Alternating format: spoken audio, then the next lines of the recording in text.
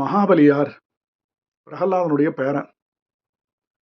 பிரகலாதன் சொன்ன சொல் தப்பக்கூடாது அப்படின்றதுக்காக தூணை பிளஞ்சுன்னு வந்தான் நரசிம்மனாக.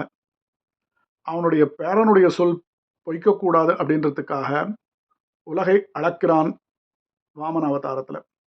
ஆழியழ சங்கும் வில்லுமெழ திசை வாழியழ தண்டும் வாழுமழ அண்டம் ஓழையழ முடிப்பாதமழ அப்பன் ஊழியழ உலகம் கொண்டவாறே. வந்தவனோ பரம்பொருள், அடியோ அவனுடைய அடி திருவடி. அவன் இஷ்டம் போல வளையும். அவன் உண்மையாக அவனுக்கு என்ன சொந்தம் அப்படின்றத அளந்து காமிக்கிறான் எல்லாருக்கும். ஒரு ராஜா தனக்கு சொந்தமானதை சுட்டிக்காட்டும் திறம் பெற்றிருக்க வேண்டும். அடக்கமா வரான், குள்ளனா வரான்.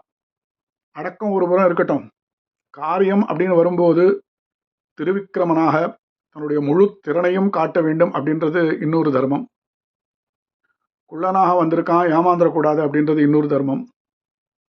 ஏமாந்தாலும் ஆச்சாரியன் என்ன சொல்றான் அப்படின்னு கேட்கணும்.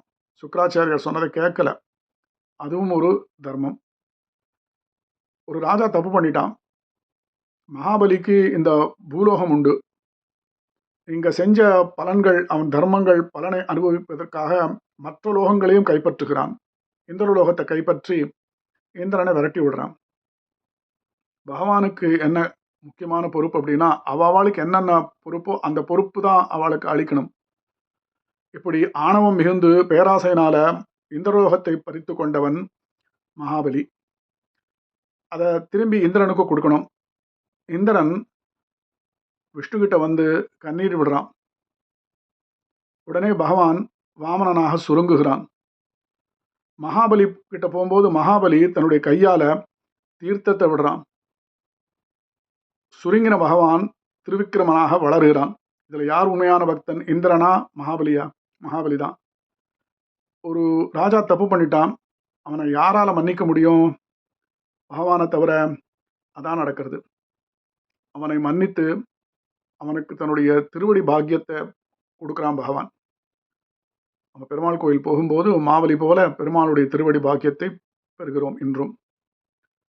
மகாவிஷ்ணு மகாபலியை வஞ்சிக்கல. அந்த மகாபலியானவன் சிரஞ்சீவியா இன்னைக்கும் சுதலலோகத்துல பாதாள லோகத்துல இருக்கான். முதல்ல சின்ன உருவத்தை காமிச்சான், அப்புறம் பெரிய உருவை கொண்டான் அப்படின்னு புராணம் சொல்றது. பொல்லா குரலுருவாய் பொற்கையில் நீரேற்ற வாமனமூர்த்தி திரிவிக்கிரமனாக வளர்ந்து அடி அளந்து மூன்றாம் அடி எங்கே என வினவ மகாபலி தலைகுனிகிறான். வருணபாசத்தினால பகவான் அவனை பிணைக்கிறார். மகாபலி அப்ப என்ன சொல்றான்? யதி உத்தம ஸ்லோகே பவான் மமேரிதம் வச்சோ வலீகம் சுரவர்க்கம் மன்யதே கரோமிருதம் தந்த பவேத் பிரலம்பனம் பதம் திருத்தீயம் குரு சீர்ஷனிமே நிஜம். அடியேன் நான் ஒரு வாக்கு கொடுத்துருக்கேன், அந்த வாக்கை நான் நேர்மையா நிறைவேற்றலை அப்படின்னு தேவரை நினைச்சா மூன்றாம் அடியாக என்னுடைய சிரசு மேலு உங்களுடைய பாதத்தை வைக்க வேண்டும் அப்படின்னார். பிரகலாதன் ஓடி வரான். பிரகலாதனின் பேரன் மகாபலி. பிரகலாதனின் குமாரர் விரோச்சனன்.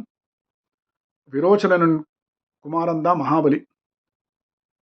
விரோச்சனனை அதர்வண வேதம் சாமவேதம்லாம் கொண்டாடுறது. மகாபலி பிணைப்புண்டதும் பிரகலாதன் பகவானை துதிக்கிறார்.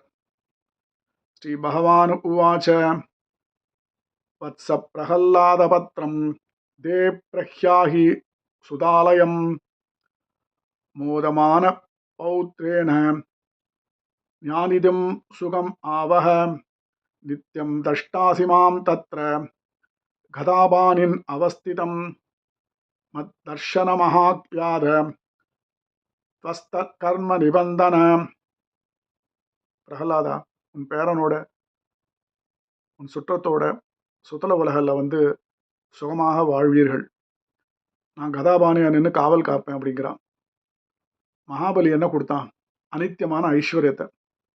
பகவான் அவனுக்கு என்ன கொடுத்தான்? அதை ஏத்துண்டு அவனுக்கு காவல்காரனா இருக்கான்.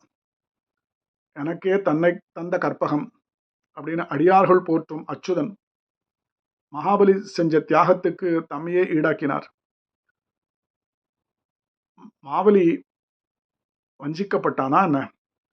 மகாபலி கிட்ட இருந்த செருக்கை நீக்க ஒரு சின்ன தண்டனை கொடுத்தார். இன்றளவுக்கும் சம்பளம் வாங்காத பணியாளராக தைத்தியர் அனைவரும் காக்கிறார். பகவான் அமரரை காட்டிலும் அறக்கரையே நேசித்தார் அப்படின்னு சொல்லலாம். மகாபலி அந்த ராஜா ஆண்டுதோறும் தன் மக்களை காணும் நோக்கத்துல வர பகவான் கொடுத்த வரம் அது. மாவேலிக்கார திருத்தலம் மலைநாட்டில் தமிழ் கொண்டாட்டமான திருவோண திருவிழாவின் தொடர்ச்சி. அரங்கத்தில் குரலப்பன் ஆலயம் இருக்கு, மலைநாட்டில் இருக்கு, போய் சேவிங்கோ. வெள்ளூர் வாமனமூர்த்தி, திருக்கக்கர வாமனமூர்த்தி, மேலத்திருக்கோவில் வாமனமூர்த்தி, உன்னிமுற வாமனமூர்த்தி, மூவடியப்பன் அம்பலம், இப்படி மலைநாட்டில் எல்லா கோயில்களும் இருந்தாலும் போய் சேவிக்கலாம். ஆழ்வார் மங்களாசாசனம் பண்ணியிருக்கார். திருவாரன் விளை ஆகுங்குல் ஐயமொன்றி அகலிடம் ஒற்றமும் ஈரடியே ஆகும் பரிசு நிமிர்ந்த திருக்குறள் அப்பன் அமர்ந்துரையும் மாகம் திகழ்கொடி மாடங்கள் நீடும் மழில் திருவாரன் விளை மாகந்த நீர்கொண்டு தூவி வலம் செய்யும் கைதொழும் கூடுகளோ அப்படின்னு நம்மாழ்வார் சாதிக்கிறார். என்னாலே நாம் மலர்ந்த இணை தாமரைகள் காண்பதற்கு என்று எந்நாளும் இன்று இமையோர்கள் ஏத்தி இறைஞ்சி இனமினமாய் மெய்ஞான மனத்தால் வழிபாடு செய்யும் திருவேங்கடத்தானே மெய்னான் எய்தி என்னால் உன் அடிக்கேன் அடியேன் மேவுவதே அப்படின்னு திருவாய்மொழியில் நம்மாழ்வார் சாதிக்கிறார். ஆண்டாளும் ஓங்கி உலகளந்த உத்தமன் பேர்பாடி அப்படின்னு இந்த அவதாரத்தை சாதிக்கிறாள். அம்பர மூடத் தோங்கி உலகளந்த உம்பர்கோமானே அப்படிங்கிறார். அன்று இவ்வுலகம் அளந்தாய் அடிபோற்றி அப்படின்னு ஆண்டாளும் கொண்டாடுகிறாள்.